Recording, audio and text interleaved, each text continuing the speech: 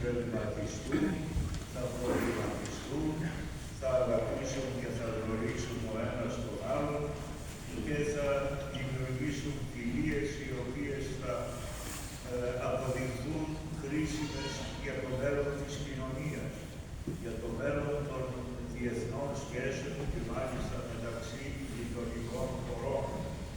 Εν πάση περιπτώσει, αγαπητά μας παιδιά, να επιστρέψετε παρά την περιπέτεια που είδατε, να επιστρέψετε αισιόδοξοι στα ίδια και να ξέρετε ότι στη ζωή θα υπάρχουν πάντοτε δυσκολίες.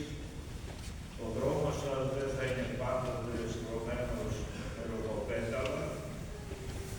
Εμείς εδώ ιδιαιτέρως έχουμε αυτές τις εμπειρίες σαν μία μικρή μειονότηση που μείναμε και η πορεία μας διέρχεται δια της μνημείας και ευθυμίας, δια σκοπέλων και ρηφάλων.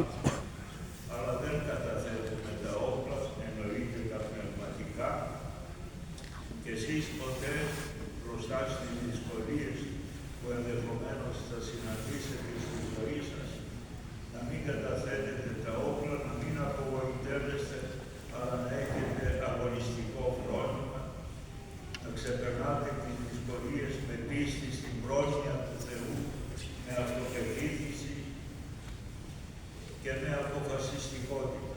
Και να ξέρετε